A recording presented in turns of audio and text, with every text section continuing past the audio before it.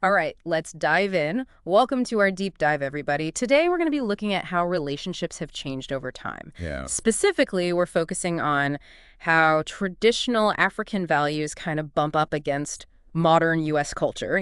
right. We found this awesome podcast discussion, and it got us thinking, like, how much has Hollywood, social media, and this whole chase for money and fame really changed the relationship game? Oh, for sure.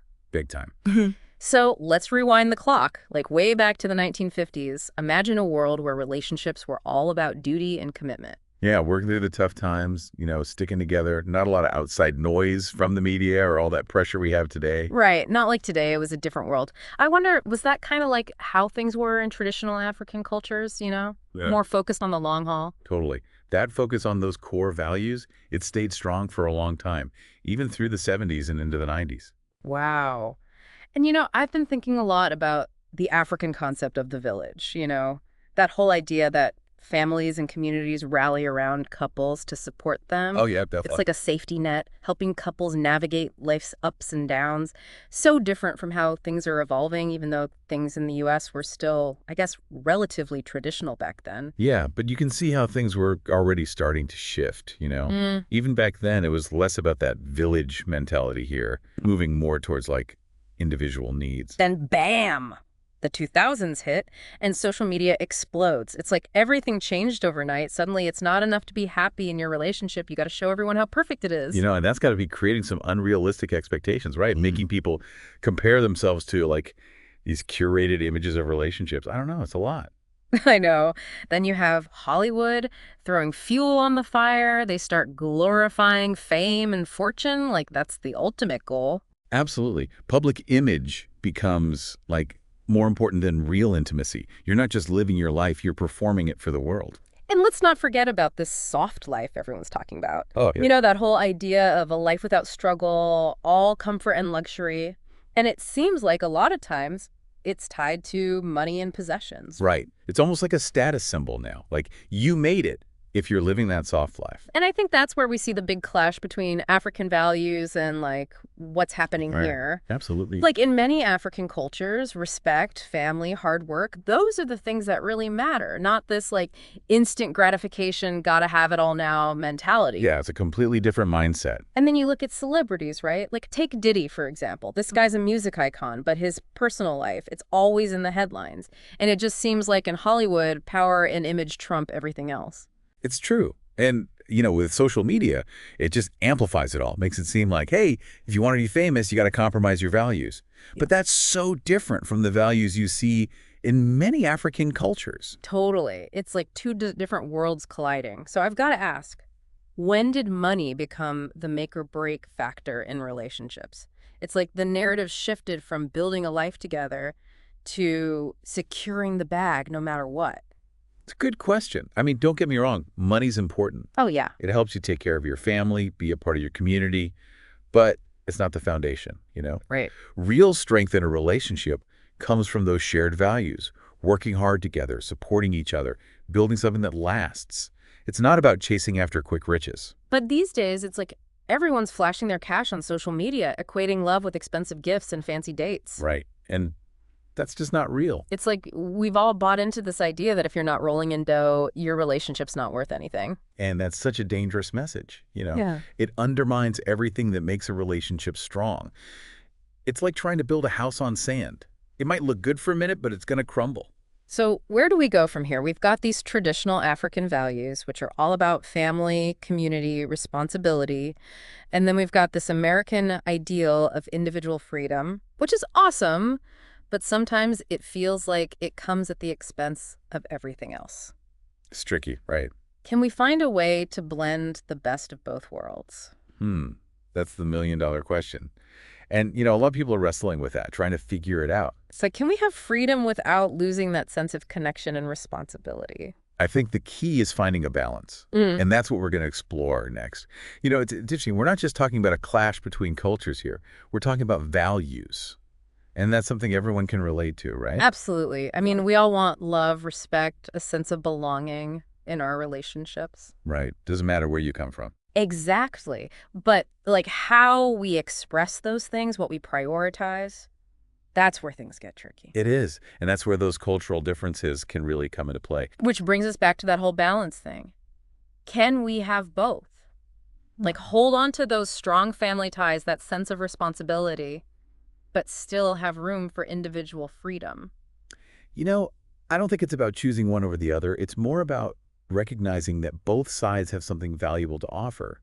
The trick is figuring out how to integrate those values into something that works for us, in today's world. So how do we bridge that gap? How do we even begin to reconcile those differences? Well, I think it starts with communication. Yeah. Open, honest conversations about what we expect, what we need, what we believe in, being vulnerable, being real with each other. Because if we don't talk about it, Right. we're just guessing, making assumptions. And that's a recipe for disaster in any relationship. Exactly. And it's about being willing to compromise, too. Not compromising our values, but finding ways to meet in the middle. It's like finding that perfect harmony in a song, Yeah. right?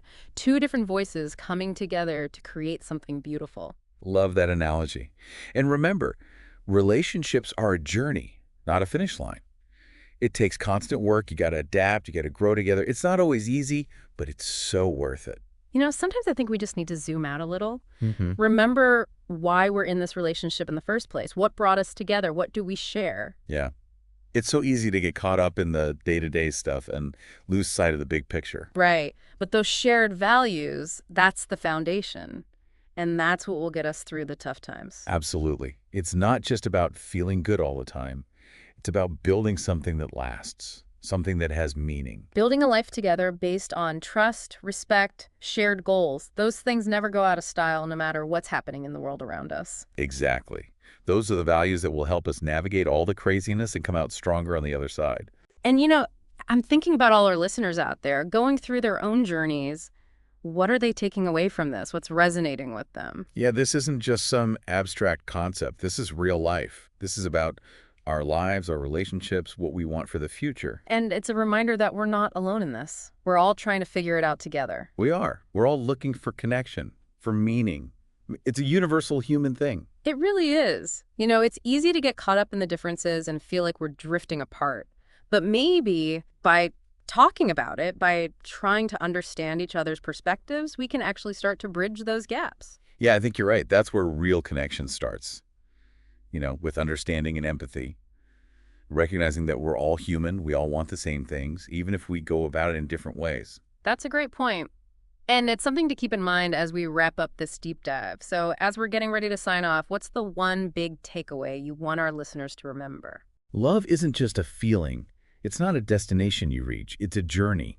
It's a responsibility. It's a commitment to something bigger than yourself. It's a choice you make every day, right? To show up, to be present, to nurture that connection. Yes, exactly. It's about putting in the effort, being intentional.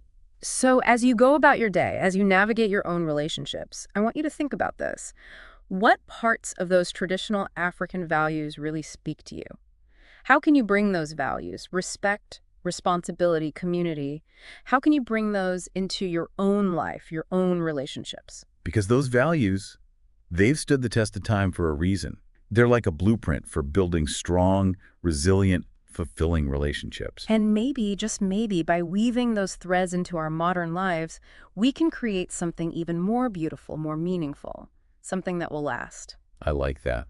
That's a beautiful thought. Thanks for joining us for this deep dive, everyone. Until next time, keep exploring, keep connecting, and keep those conversations flowing. It's powerful, right? It is, especially when it feels like the world's pulling us in so many different directions. Yeah. So, as we wrap up our deep dive today, what's the one thing you hope our listeners will walk away with? I want them to remember that love. It's not just a feeling. It's not some end goal you reach. It's a journey. It's a responsibility. It's being part of something bigger than just yourself. It's showing up every day and choosing to make it work. Exactly. Being present, being intentional about nurturing those connections. So, as you go through your day, as you're thinking about your own relationships, I want you to ask yourself, what parts of those African values really resonate with you? How can you bring that respect, that sense of responsibility, that focus on community? How can you bring those into your own life? Yeah, those values have been around for so long because they work. They're the key to strong, resilient relationships.